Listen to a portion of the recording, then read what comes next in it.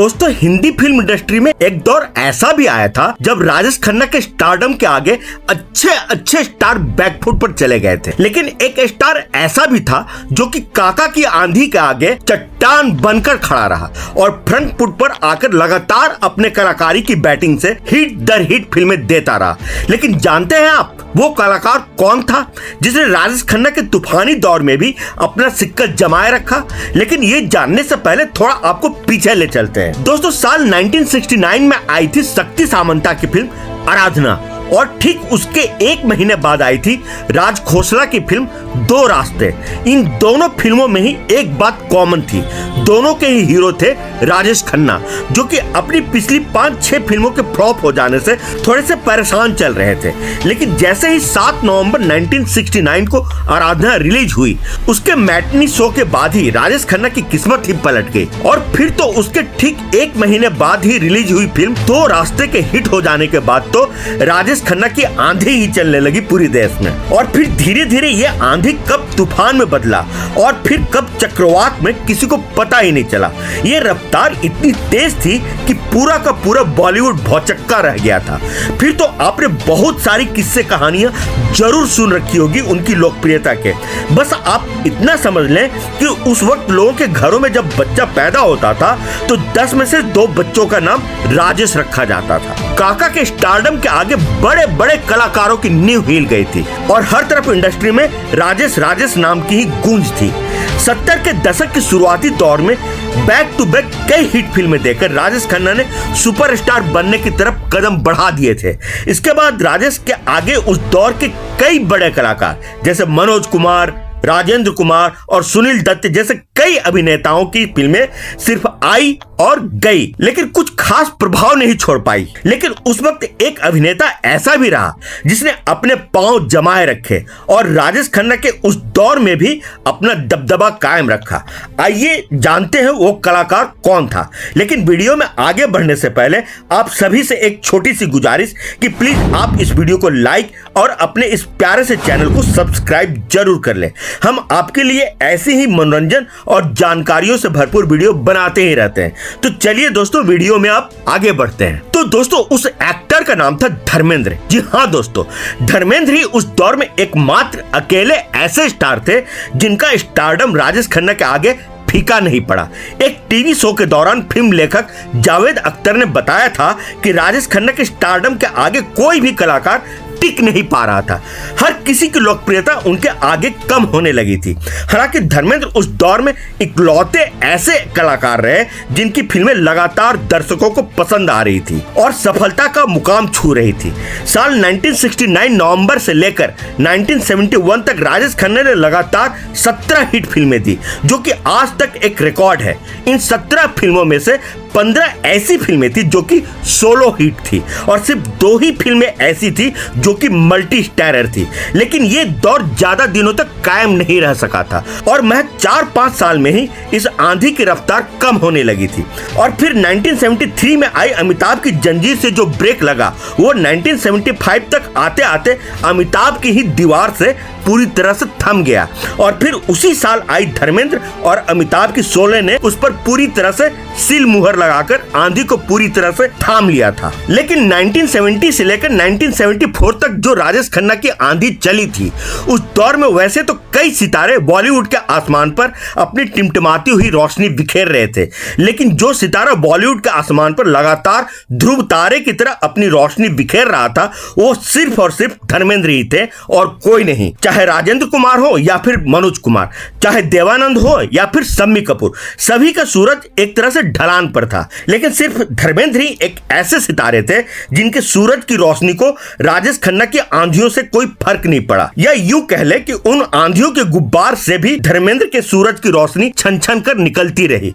अब जरा इसको ईयर बाय ईयर कंपेयर करके देख ले और अगर 1970 को ही कट ऑफ ईयर मान ले तो इस साल जो राजेश खन्ना की 5 फिल्में रिलीज हुई थी वो सब के सब हिट रही थी।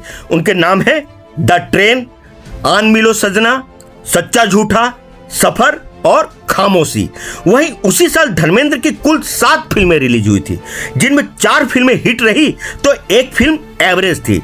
जो फिल्में हिट रही थी उनके नाम है तुम हंसी मैं जवां, शराफत, कब, क्यों और कहां, जीवन मृत्यु।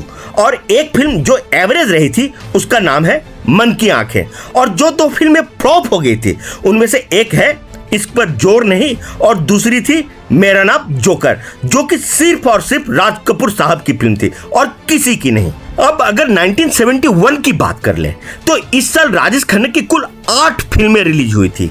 इनमें से 7 फिल्में हिट रही थी तो महज एक फिल्म फ्लॉप हो गई थी।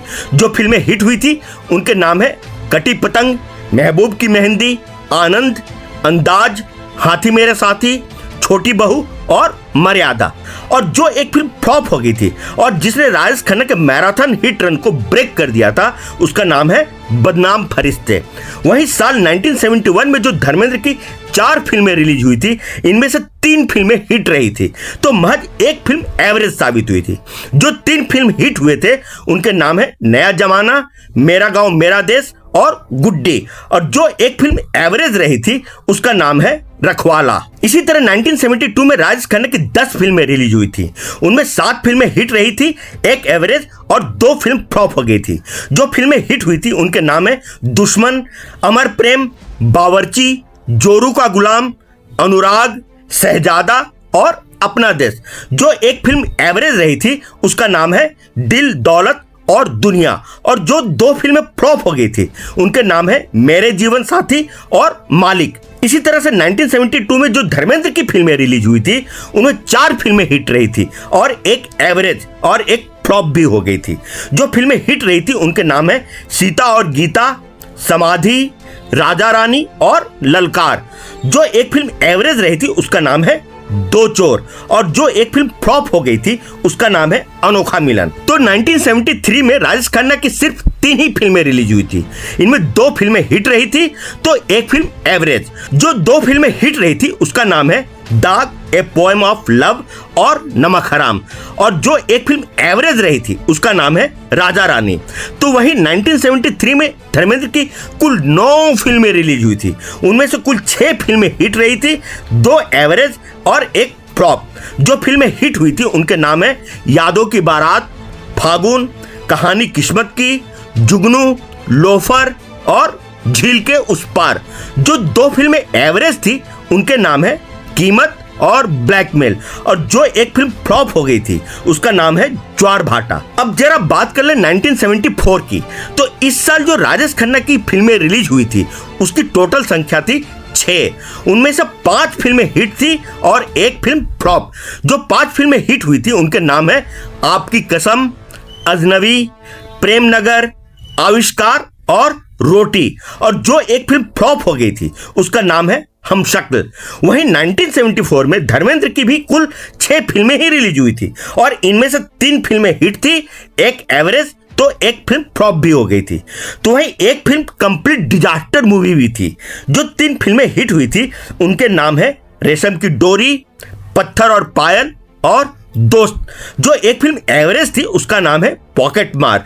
और जो एक फिल्म फ्लॉप हुई थी उसका नाम है दोस्त शेर। और जो एक फिल्म कंप्लीट डिजास्टर थी उसका नाम है इंटरनेशनल कुक। अब बात साल 1975 की। तो ये वो साल रही थी जिसे राजेश खन्ना शायद ही कभी अपनी जिंदगी में याद रखना चाहते होंगे। इस साल राजेश खन्ना की सिर्फ एक ही फिल्म रिलीज हुई थी, उसका नाम है प्रेम कहानी, और वो भी फ्लॉप हो गई थी।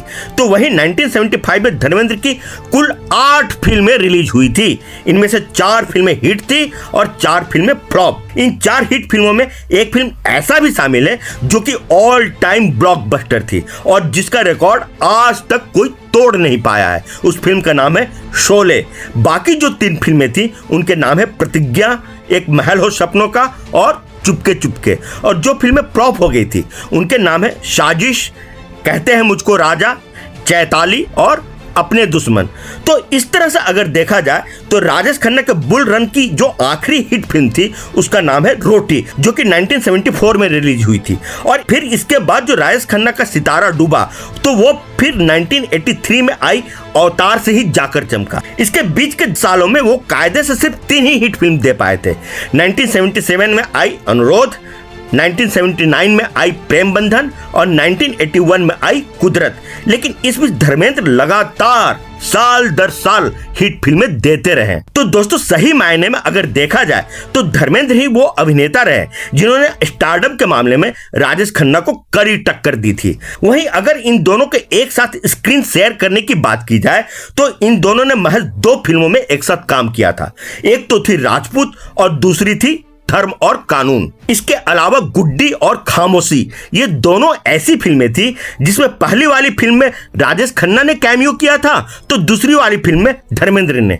2 और ऐसी फिल्में थी जिसमें दोनों ने ही कैमियो ही किया था। एक तो थी मोहब्बत की कसम तो दूसरी थी टिंकू। एक बार जब किसी शो में धर्मेंद्र से उनके सुपरस्टारडम के बारे में पूछा गया तो उन्होंने ये कहते हुए साफ मना कर दिया कि इंडस्ट्री में सिर्फ एक ही सुपरस्टार था और वो थे राजेश खन्ना। हमें तो वो सुपरस्टार कहलाने वाली कला ही नहीं आती थी, हम तो सिर्फ जैसे थे वैसे ही बने रहना चाहते थे। तो ये थी राजेश खन्ना और धर्मेंद्र के स्टार स्टेटस और फिल्मों के चलने और ना चलने की कहानी। ये कहानी आपको कैसी लगी हमें कमेंट बॉक्स में लिखकर जरूर बताएं। और हाँ, अगर आपने अभी तक इस वीडियो को लाइक और चैनल को सब्सक्राइब नहीं किया है तो आप उसे अभी के अभी कर ले। तो फिर मिलते हैं अगले वीडियो में किसी नए टॉपिक के साथ। तब तक के लिए आप सभी को आपके दोस्त और होस्ट आकाश वर्मा की तरफ से प्यार भरा नमस्कार।